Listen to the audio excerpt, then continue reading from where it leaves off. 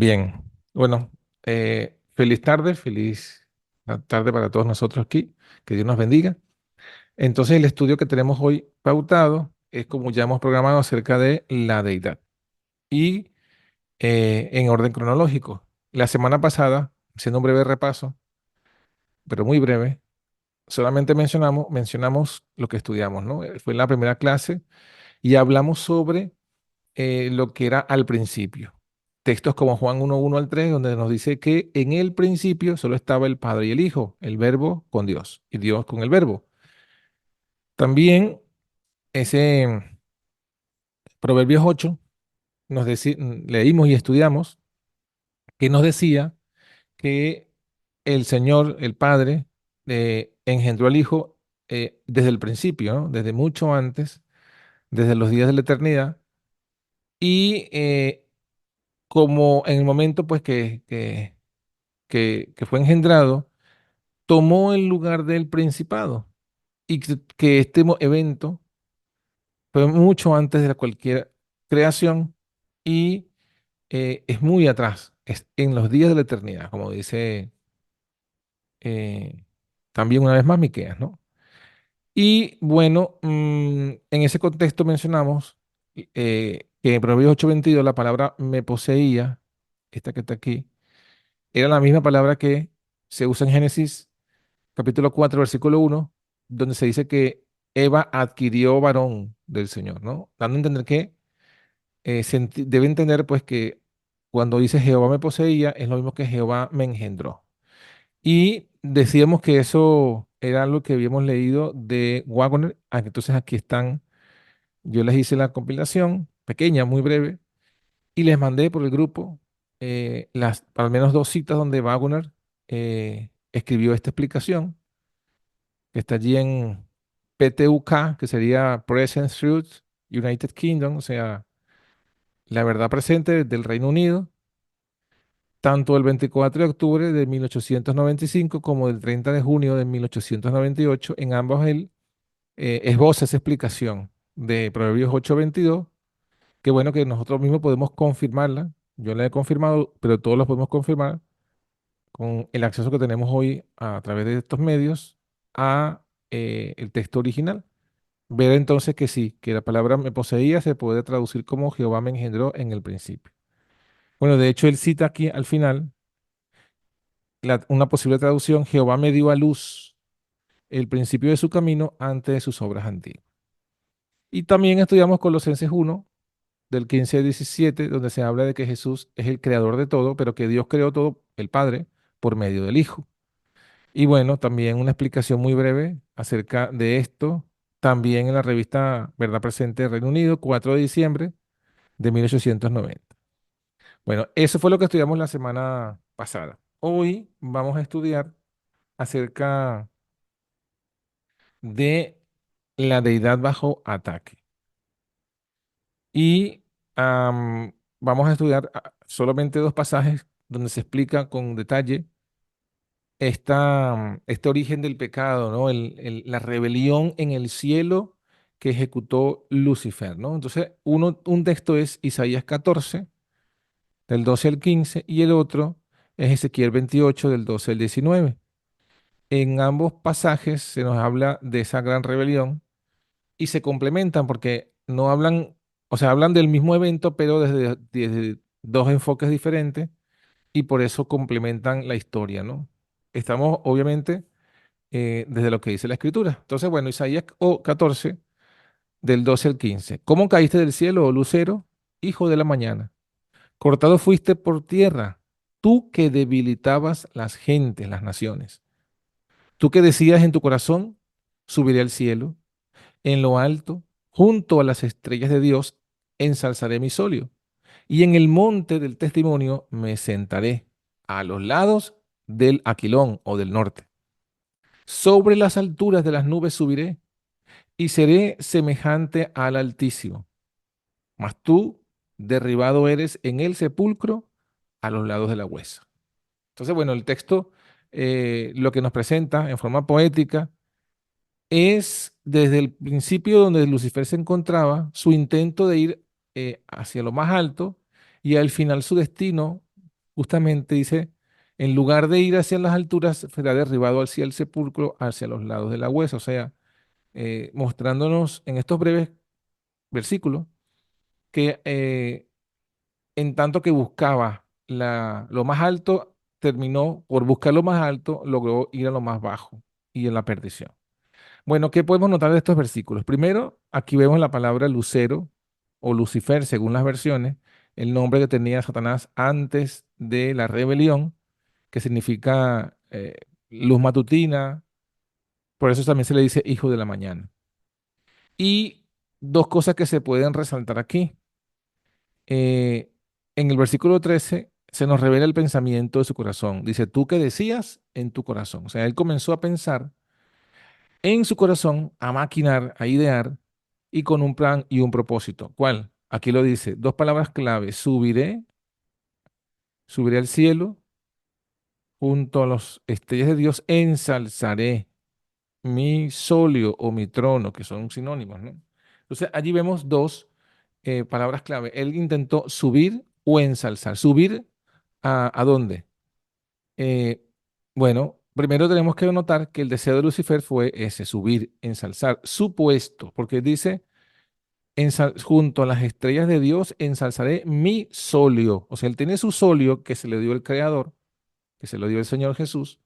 Cuando lo creó, le dio un solio, le dio un trono, un puesto, y él no estuvo contento con ese puesto, con ese solio, sino que quiso ensalzarse, ¿no? El levantarlo, llegar más arriba, que ese trono, que ese cargo, que ese puesto que tenía, quedase más alto del que Dios le había dado. O sea, primero, entonces, ¿qué encontramos? Dos cosas. Descontento con el lugar que Dios le había colocado y, por consiguiente, quería alcanzar un puesto más elevado que el que tenía. ¿Y cuál es ese puesto? Bueno, ahí es donde viene la pregunta. ¿A dónde quería levantar su trono? ¿Hacia dónde quería subir? Bueno, ahí dice, al cielo. Subiré al cielo. Ensalzaré mi solio, ¿a dónde? A lo alto, junto a las estrellas de Dios. Obviamente, en el sentido figurado, las estrellas de Dios aquí se refiere a los ángeles.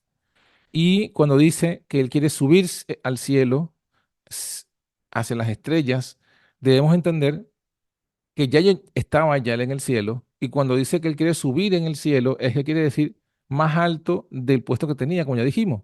Y ese lugar más alto, entonces es el puesto ya de Dios mismo porque la posición que tiene Lucifer, como también lo vamos a ver más adelante en Ezequiel 28, era de querubín cubridor.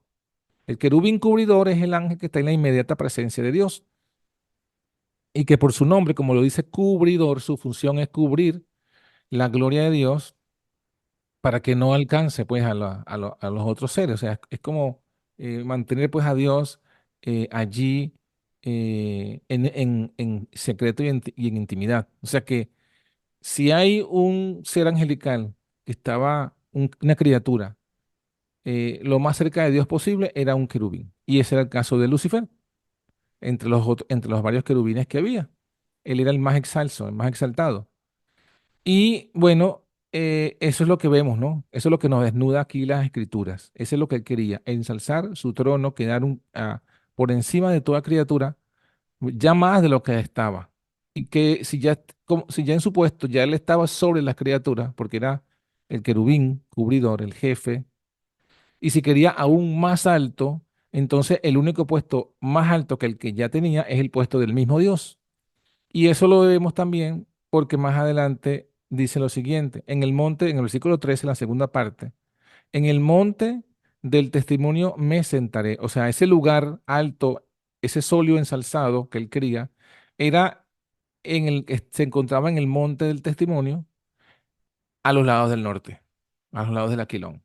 Entonces, bueno, si estudiamos esto que significa el monte del testimonio, encontramos primero que también se puede traducir, o la King James, por ejemplo, dice en el monte de la congregación.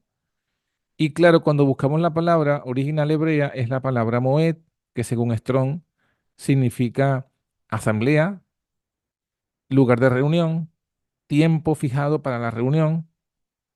En conclusión, está hablando de un lugar donde se congregaban todos los ángeles, ¿no? Que es lo que uno va concluyendo cuando entiende todo esto significado. El monte del testimonio, el monte de la congregación, el monte donde los ángeles se congregan en un tiempo señalado con el fin de adorar a Dios.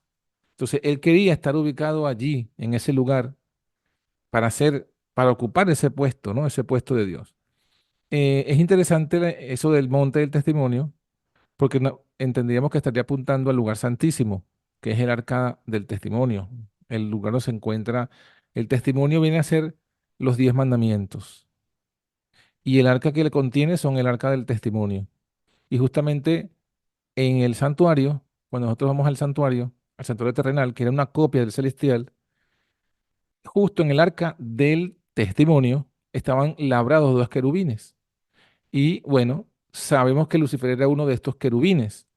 Entonces, indudablemente está hablando del arca del testimonio. Él estaba allí, pero él quería sentarse allí ya no como un querubín, sino, como lo dice luego más adelante en el versículo 14, sobre las alturas subiré y seré semejante al Altísimo. Entonces, bueno, esto que estamos diciendo del testimonio del arca, también lo dice Salmo 48, el versículo 1 y 2. Miren cómo relaciona la palabra santuario con monte y con el norte. Salmo 48, 1. Grande es Jehová y digno de ser en gran manera alabado. En la ciudad de nuestro Dios, en el monte de su santuario. Ya no está hablando de Jerusalén terrestre, sino del cielo. La ciudad de nuestro Dios, el monte de su santuario. O sea, ya David inclusive, bueno, este salmo según mi versión era de los hijos de Coré. Ya estos, en el tiempo de Moisés y de Coré y de sus hijos, que se escribe este salmo, en- se sabe que evidentemente Dios tiene su propio santuario, que no se refiere al santuario terrenal. En el versículo 2 dice, hermosa provincia, el gozo de toda la tierra es el monte de Sión, a los lados del norte. ¿Ven? A los lados del norte, la ciudad del gran rey. Entonces, una vez más, en la Biblia, en este versículo, se nos dice que ese monte de Sión, que está a los lados del norte, como también lo ha mencionado ya en el versículo Isaías 14, versículo 13, ese monte que está al lado del norte, que es donde está allí Lucifer que quería sentarse, es el monte de Sión. Y según Salmo 48:1, ese monte de Sión es el monte del santuario. Por consiguiente, está más que demostrado que ese querubín labrado en el arca del testamento que estaba en el lugar santísimo es una representación de cómo estaba organizado en el cielo y los querubines estando allí también en el lugar santísimo, en la inmediata presencia de Dios, en el monte de Sión. Ahora, Lucifer estaba allí, pero él no quería estar allí como querubín, sino que, como lo dice el mismo texto de Isaías 14, seré semejante al Altísimo. Entonces, ese semejante al Altísimo es no semejante en carácter, sino en poder, en gloria, en adoración. Es decir, él quería ser también otro Dios allí sentado. Eso es interesante ver cómo la Biblia los va describiendo poco a poco. Él quería pues sentarse en el lugar donde Dios se sienta a reinar, en su santuario. Eso es lo que nos está diciendo Isaías.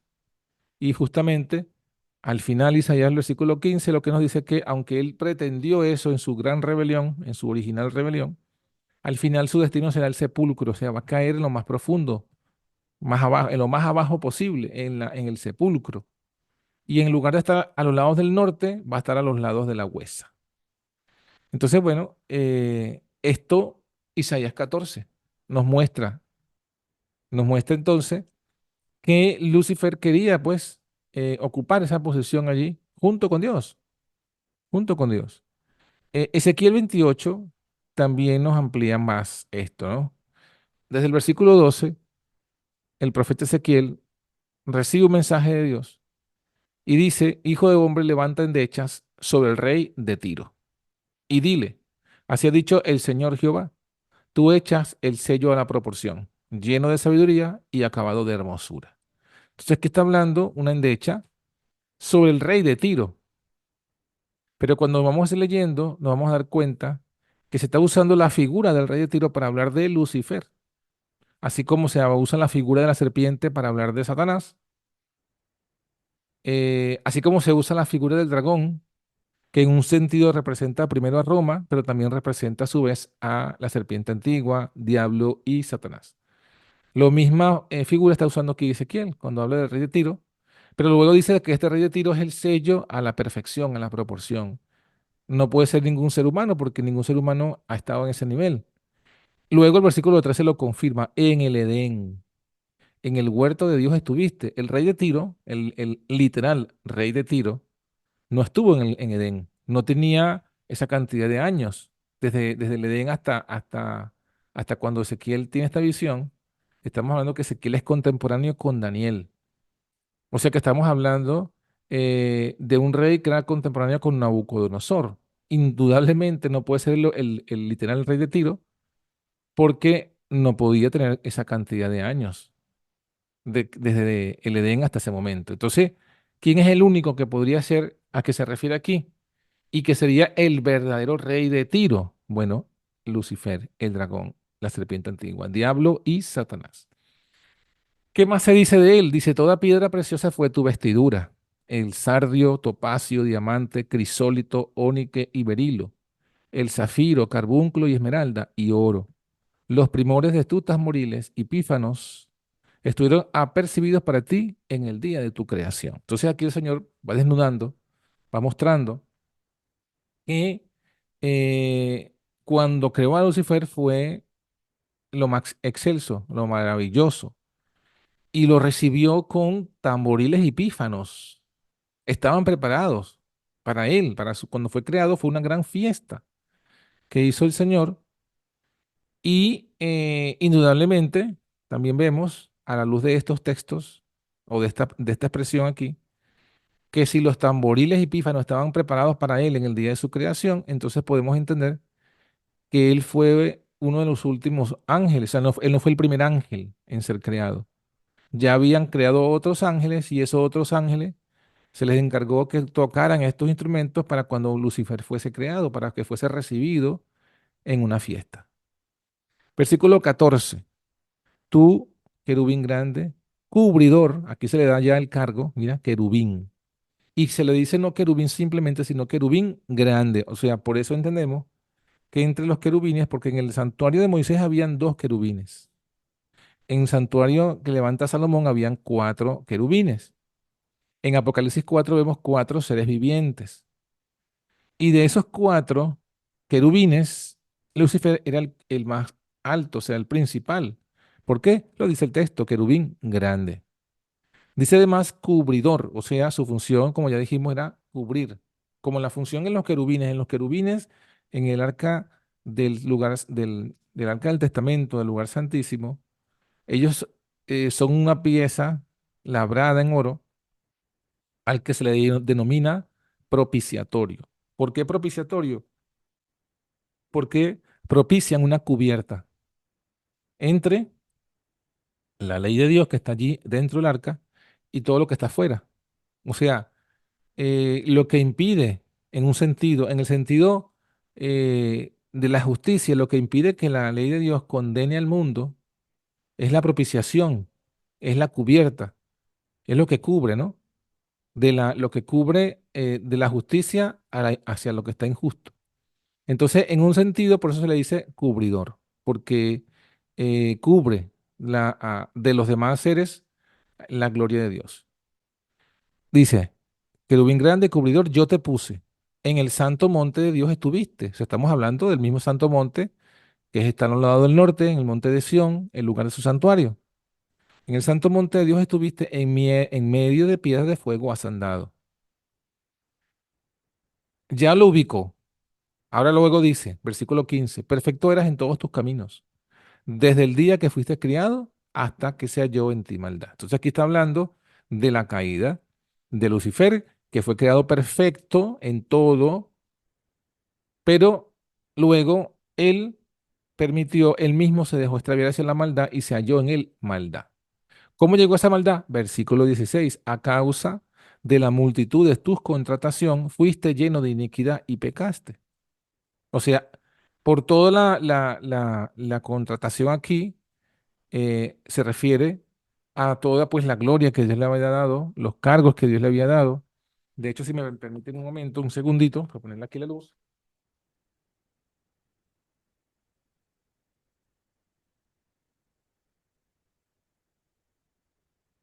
Y para leerles aquí un pasaje que me acordé, que se encuentra justamente en el comentario bíblico adventista, el tomo 7a, que serían los citas del Espíritu de Profecía. Allí encontramos una explicación también de lo que serían las contrataciones, ¿no? Que a veces uno lee eso y se queda, ¿a qué se refiere con contratación? ¿No? Y bueno, hay una explicación muy buena que se da allí.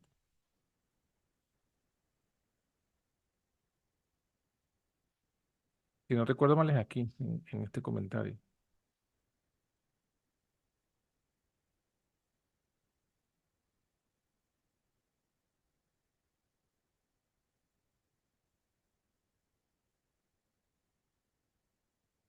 Bueno,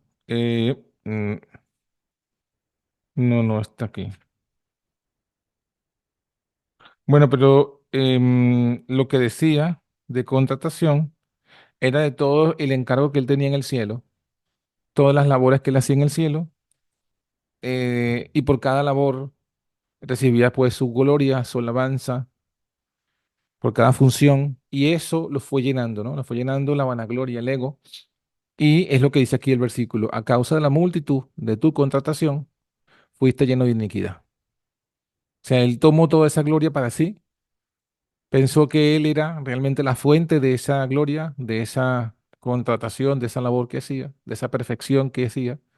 Como lo dice, ¿no? Perfecto eras en todos tus caminos. O sea, él pensó que todos esos caminos, todas esas andanzas, todas esas acciones eran, y esa perfección eran de él.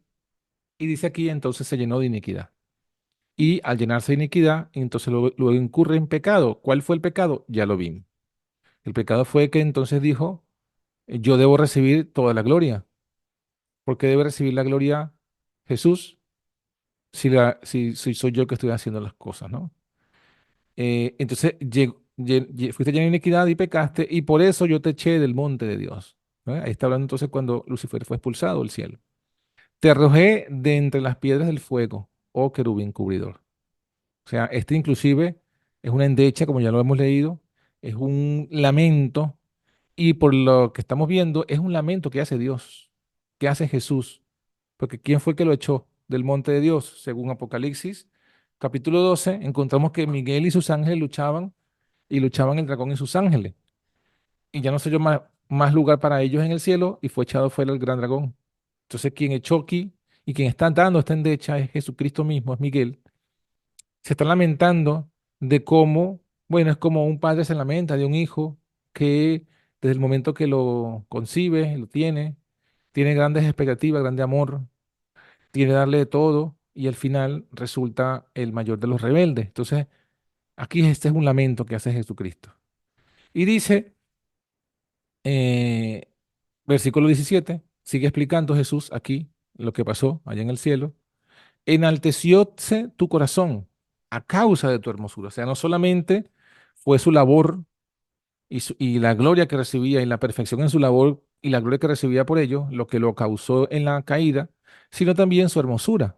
Porque acuérdense que Dios todo lo que hace lo hace funcional, lo hace perfecto y lo hace hermoso, lo hace bello.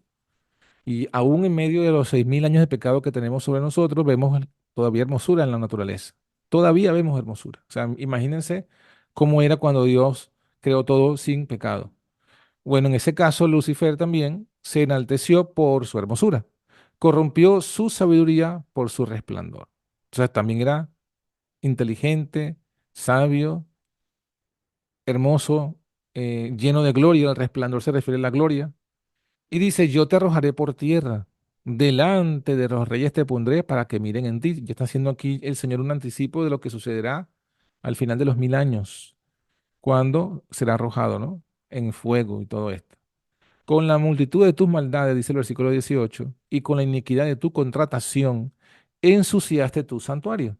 Entonces, Noten aquí cómo también se habla de un santuario y se habla que Lucifer estaba en ese santuario y que él ensució el santuario por esa iniquidad. Yo pues saqué fuego de en medio de ti, aquí otra vez un salto hacia el futuro, porque fíjese cómo están claro, aquí también se habla en pasado, pero sabemos que Lucifer no ha sido destruido por fuego. Entonces sabemos que esto se refiere al futuro. Yo pues saqué fuego de en medio de ti, el cual te consumió y te puse en ceniza sobre la tierra a los ojos de todos los que miran.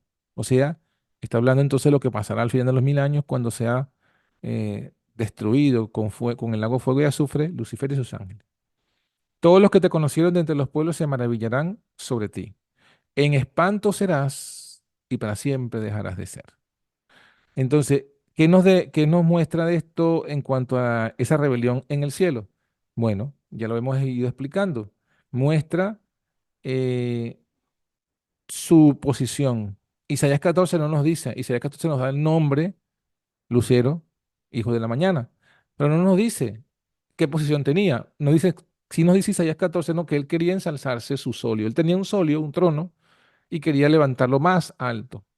Pero no nos dice en sí cuál era la naturaleza de ese trono, de esa posición. Bueno, aquí Ezequiel sí lo dice. Ezequiel no dice que era querubín, de los principales, querubín grande, era cubridor y que estaba pues allí en el monte santo de Dios, en el santuario, y que su labor era múltiple, tenía mucha labor, multitud de contratación, pero todo lo hacía a la perfección, todo lo hacía como Dios pues, como lo hacía un ser recién creado en perfección por Dios.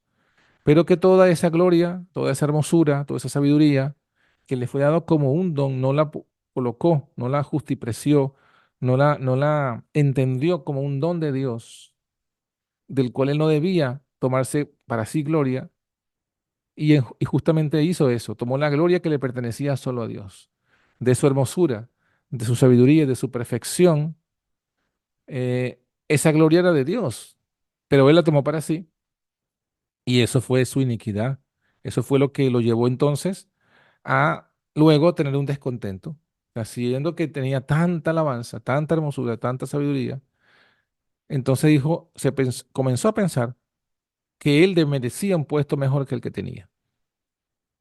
Y fíjense que, claro, eso lo veremos cuando estudiemos también el tema de la rebelión en la tierra y cómo también la deidad fue afectada.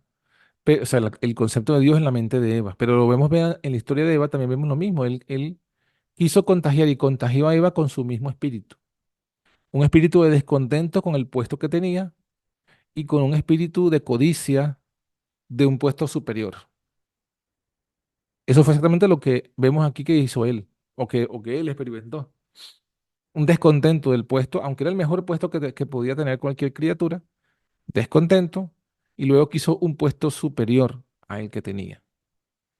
Y eso, bueno, eso fue la rebelión. Ese fue el pecado. Entonces, fíjense que al final, el pecado también, el primer pecado de todo el universo, consistió en esto, ¿no? En no comprender realmente o aceptar, no comprender o no aceptar la realidad acerca de Dios. ¿Por qué? Porque Lucifer quiso ser otro junto con Dios. Sabemos que aquí, como lo estudiamos ya, en el principio era el verbo y el verbo estaba con Dios. Y que Dios el Padre dio la orden a su Hijo de que creara todas las cosas. Sé que Jesús es el creador. Sin embargo, Jesús es el Hijo. Por ser el Hijo, es el que sigue en autoridad al Padre. Entonces, el Lucifer quería también ser como Jesús, ser otro hijo de Dios. Es decir, quería ser parte de la deidad. La deidad es el Padre y el Hijo. Y la gloria que los cubre a ambos, que es el Espíritu Santo. Pero en cuanto a seres personales, solo estaba el Padre y el Hijo. Y Lucifer quería entonces ser también parte de ese concilio, de esa reunión, parte de los que tomaban las decisiones, del Padre y el Hijo, o sea, parte de la deidad. No aceptó una deidad compuesta, por así decirlo, por dos seres personales, que es el Padre y el Hijo, sino que él quiso ser un tercero con la misma autoridad que el Hijo. Eso es lo que vemos. De hecho, aquí hay una cita que podemos leer, está en el libro Patriarca y Profeta, que seguro que ya la hemos leído muchas veces. Dice en la primera página, dice, el pecado se originó en aquel que, después de Cristo, había sido el más honrado por Dios y que era el más exaltado en poder y en gloria entre los habitantes del cielo. O sea, él estaba después de Cristo eh, en poder y en gloria. Y luego dice, Lucifer, el hijo de la mañana, era el principal de los querubines cubridores. Habían varios querubines cubridores, pero él era el principal, por eso es que la Biblia dice querubín grande. Era santo e inmaculado. Estaba en la presencia del gran creador, ya lo leímos, es el que cubría la gloria. Y los incesantes rayos de gloria que envolvían al Dios eterno, esos rayos de gloria, ese es el Espíritu Santo. Esos rayos de gloria caían también sobre él, porque era un querubín cubridor. Y codiciando la gloria con que el Padre Infinito había investido a su Hijo, este príncipe de los ángeles aspiraba al poder que solo pertenecía a Cristo. Fíjese que entonces, aquí lo estamos viendo, él codició fue lo que tenía el Hijo, no lo que tenía el Padre directamente, sino lo que tenía el Hijo. Y eso, en un sentido, él quería ser como otro hijo de Dios. O sea, él quería ocupar la misma posición que tenía Cristo. Y si Cristo tenía su posición porque es el Hijo, entonces él quería ser otro hijo de Dios. Eh, Quizás si leemos un poco más, algunas citas, bueno, algunas citas no. El mismo capítulo 1 del conflicto del Patriarca y Profeta, vamos a tomar en consideración estas cosas, ¿no? Vamos a dejar de compartir esta que tenemos y vamos a compartir esta de eh, el espíritu de profecía. Bien, ese es el capítulo 1 y ahí dice, Dios es amor, ¿no? Ese es a ver, el capítulo 1, el origen del mal. Y comienza con Dios es amor. Pero vamos a ir más adelante hasta la cita que ya leímos. eh, Esto que está al principio, ya lo que estuvimos la semana pasada, que el único compañero del Padre era el Verbo. Y entonces, y también que el Padre obró por medio de su Hijo en la creación de todos los seres celestiales, ya lo estudiamos también. Entonces, vamos a la cita que leímos hace unos minutos. Eh, ajá, ¿no? Aquí estamos viendo que él era el principal de los querubines cubridores, inmaculado, y que estaba en la presencia del Creador. Eh, entonces dice que Lucifer albergó el deseo de ensalzarse poco a poco. Y nos citan los versículos que ya leímos, de Ezequiel 28 y de Isaías 14. Y el comentario, aunque toda su gloria procedía de Dios, este poderoso ángel llegó a considerarla como perteneciente a sí mismo. Descontento con el puesto que ocupaba, ya lo dijimos, ya lo vimos en la Biblia, a pesar de ser el ángel que recibía más honores entre las huestes celestiales, se aventuró a codiciar el homenaje que solo debe darse al Creador, o sea, a Cristo. En vez de procurar el ensalzamiento de Dios como supremo en el afecto y la lealtad de todos los seres creados, trató de obtener para sí mismo el servicio y la lealtad de ellos. Y aquí está la palabra clave, ¿no? Es que la leímos ahorita, se me fue. Eh, Colosenses, es que esta aplicación, ajá,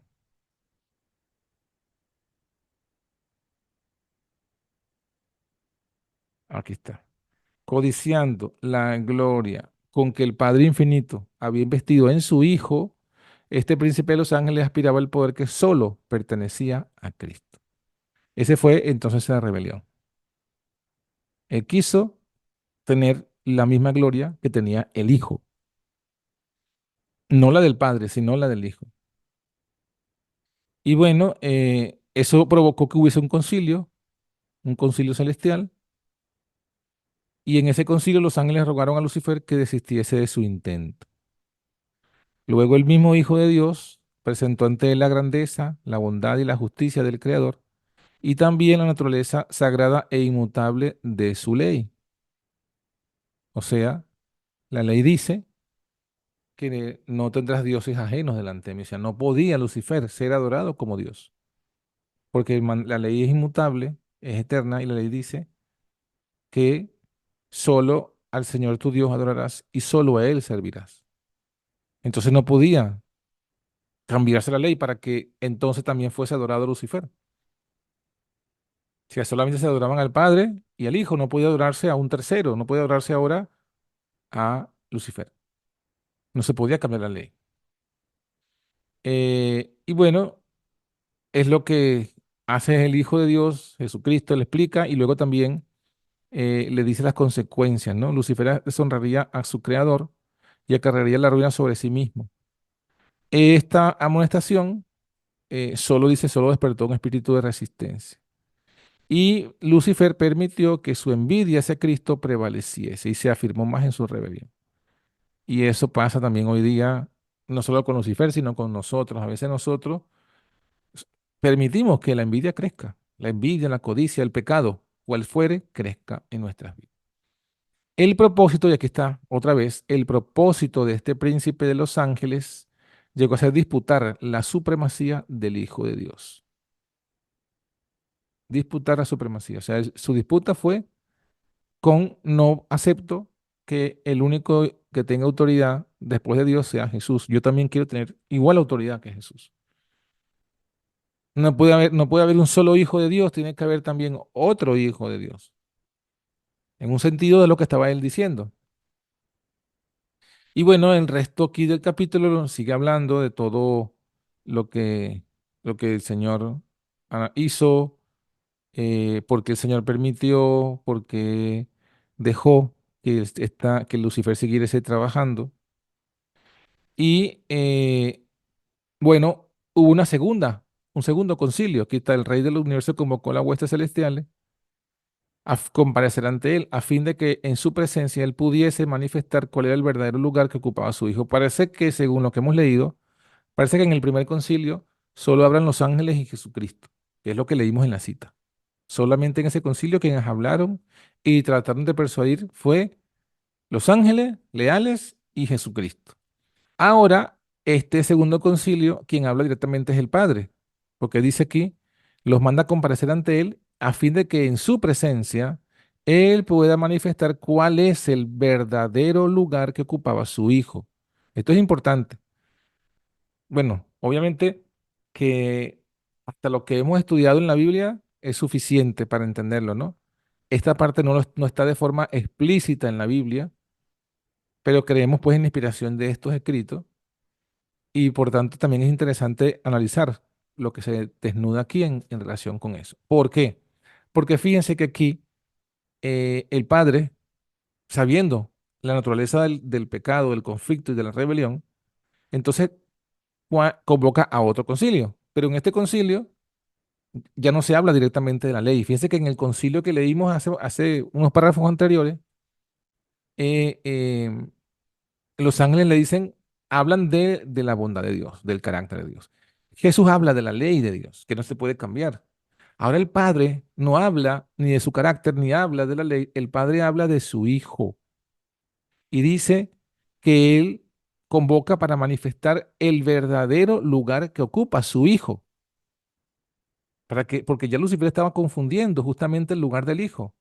Noten, si usted, esto es bueno que lo estamos estudiando de nuevo, porque ahora entendemos por qué toda esta doctrina trinitaria es una doctrina satánica totalmente. Porque justamente logra lo que él quiso lograr en el cielo. Que una de las cosas, ¿cuál es? Confundir. La doctrina trinitaria ha logrado confundir en la mente de los que creen en ella cuál es el verdadero lugar que ocupa el Hijo de Dios. Entonces aquí el Padre los convoca para explicarles eso. Y además dice, y manifestar cuál era la relación que él tenía para con todos los seres creados. O sea, básicamente el Padre va a hacer una diferencia entre su relación con los seres creados, su relación con Jesús. Va a ser una separación para que se entienda de una vez por qué el Hijo, Jesús, Miguel en este caso, porque no se llamaba Jesús, se llamaba Miguel, porque Miguel tenía esa honra, gloria, debía ser adorado por los ángeles, debía ser obedecido, y porque era el único que podía entrar en los concilios. Y porque Lucifer, que era el tercero en jerarquía, que estaba después del Hijo, si el Hijo es el segundo, él era el tercero, porque Lucifer, que estaba después del Hijo, no podía entrar. Porque Jesús sí, porque Lucifer no, porque Miguel sí, porque Lucifer no. Entonces, bueno, esa es la naturaleza del segundo concilio. El Hijo de Dios compartió el trono del Padre. El trono es del Padre, el Hijo lo comparte. Y la gloria del ser eterno, que existía por sí mismo, cubrió a ambos. Aquí podemos ver la deidad. El Padre, que es el que está en el trono y a quien le pertenece. El Hijo, que comparte el trono del Padre. Y la gloria del ser eterno, que sabemos cuando estudiamos el tema del bautismo de Cristo, que dice el espíritu de profecía también, Elena de White, lo que Juan vio y que Juan el Bautista llamó el Espíritu Santo, que vino como paloma, lo que Elena de White dice que era la gloria de Dios, tomó la forma de paloma y vino sobre Cristo. Entonces, esa gloria es el Espíritu Santo. Y aquí nos dice que estaba el Espíritu Santo, pero ¿cómo estaba? No como persona, como gloria. El Hijo de Dios compartió el trono del Padre y la gloria del Ser Eterno, que existía por sí mismo, cubrió a ambos. O sea, no cubrió a tres. Es imposible que haya una excusa para decir, no, es que el Espíritu Santo no aparece en el concilio porque estaba haciendo otra cosa. ¿Qué otra cosa tan importante puede hacer cuando el Padre convocó una hueste para que todas las criaturas y todos los seres hagan acto de presencia para aclarar la situación? Si había que aclarar algo, si había que aclarar quién era el Padre, quién era el Hijo, también habría que aclarar quién era el Espíritu Santo, si hubiese sido otro ser. Pero solamente estaban el Padre, el Hijo, y estaba la gloria que los cubría a ambos, que la gloria pertenece también es parte del Padre, ¿no? Bueno, esto el Padre aclara el lugar de su Hijo, la relación que tiene con el Hijo, la relación que tiene con los seres creados. Y lo hizo, como dice aquí, alrededor de los santos ángeles, millones de millones, millares de millares, ángeles más elevados, ministros, súditos, todos se regocijaron en la luz de que la presencia de la deidad caía sobre ellos. ¿Y qué dijo el Padre? Ante los habitantes del cielo reunidos, el rey declaró que ninguno, excepto Cristo, el Hijo unigénito de Dios, podía penetrar en la plenitud de sus designios y que a éste le estaba encomendada la ejecución de los grandes propósitos de su voluntad. Entonces, miren esta cita tan clara, porque después que estaban todos reunidos, entonces hubo la declaración. ¿Y cuál es la declaración? Ninguno. O sea, esto reafirma de que no hay otro ser, sino Cristo. Ninguno, Cristo, quien es el unigénito Hijo de Dios. O sea, no es que, no dice, la cita no dice, Cristo, el que luego se convertirá Hijo de Dios cuando se encarne en María. No, no, no, no dice eso. Ya es Hijo de Dios. Entonces, si ya es Hijo unigénito de Dios, su condición como Hijo unigénito no tiene que ver con la encarnación en María. Es Hijo ya unigénito de Dios. Y todavía no se ha creado el ser humano, valga decirlo. Todavía no ha sido creado la humanidad y ya Cristo es el Hijo unigénito de Dios. Y por eso es que nadie, sino Él, puede penetrar en la plenitud de sus designios y que a ésta estaba encomendada la ejecución de los grandes propósitos de su voluntad. Y miren cómo sabemos que esto ocurre antes de la creación de la tierra porque justamente después dice, el Hijo de Dios había ejecutado la voluntad del Padre en la creación de todas las huestes del cielo. Y así como debían ellas tributar homenaje y lealtad.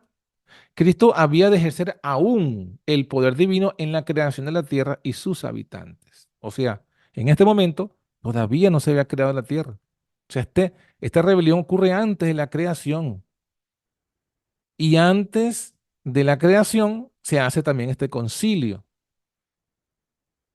Y allí, pues, se explica, como ya dijimos, que era el Hijo unigénito de Dios. Y por eso, por ser el Hijo unigénito de Dios, es que tiene el derecho de penetrar en todas las reuniones de Dios, en en la plenitud de sus designios. Y ninguno que no sea hijo puede penetrar, por muy excelso que sea esta criatura. Y bueno, dice que los ángeles reconocieron gozosamente la supremacía de Cristo. Esta es la supremacía de Cristo. Esta es la supremacía de Cristo que hemos leído, que Lucifer dijo que no, pero esta es la supremacía. ¿Cuál es la supremacía?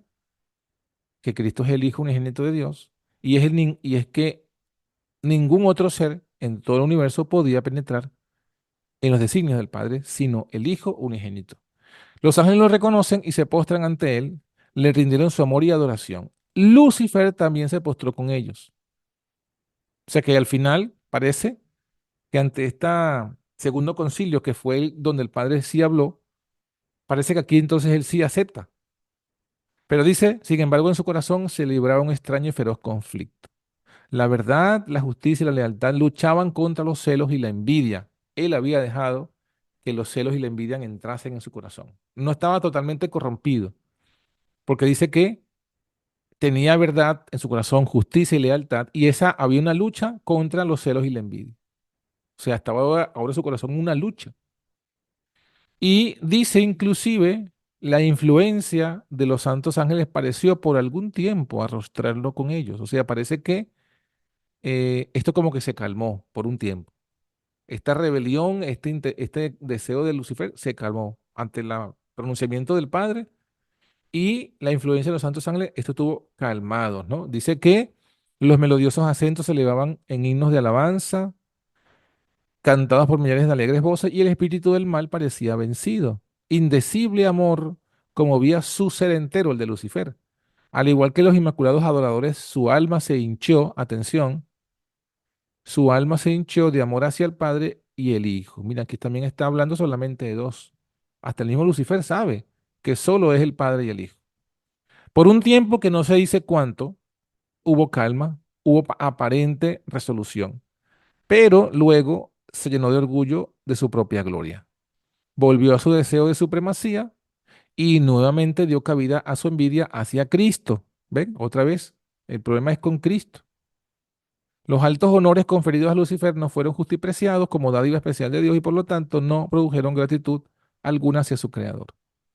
Entonces, bueno, dice aquí, se jactaba de su esplendor y elevado puesto y aspiraba a ser igual a Dios. La hueste celestial le amaba y le reverenciaba. Los ángeles se deleitaban en cumplir sus órdenes y estaba dotado de más sabiduría y gloria que todos ellos. Sin embargo, el Hijo de Dios ocupaba una posición más exaltada que él. Era igual al Padre en poder y autoridad. Él compartía los designios del Padre, mientras que Lucifer no participaba en los concilios de Dios. Y esta cita, aquí está entre comillas, con lo cual se hace entender de que esto fue literalmente lo que dijo Lucifer. ¿Por qué se preguntaba el poderoso ángel? ¿Por qué debe Cristo tener la supremacía? ¿Por qué se le honra más que a mí? Noten entonces que sí, es cierto lo que hemos venido diciendo. Él quería ser otro hijo de Dios. O sea, él quería la misma honra que se le daba a Cristo, no al Padre, a Cristo. Y si a Cristo, dice el Padre, que se le daba esa honra y esa autoridad y ese poder, porque era el Hijo unigénito de Dios, lo cual quiere decir entonces que Lucifer también quería ser otro hijo de Dios, pero no podía, porque él era una criatura. O sea, es imposible que un ser creado pretenda ser un ser engendrado. Y luego dice el resto del capítulo que de aquí en adelante entonces abandonó su lugar en la inmediata presencia del Padre, o sea, hasta este momento todavía estaba en su cargo, y abandonó ese lugar y comenzó su campaña política, salió a difundir el espíritu de descontento entre los ángeles. Y bueno, el resto del capítulo sigue siendo muy bueno, pero no lo vamos a leer porque ya sería muy largo.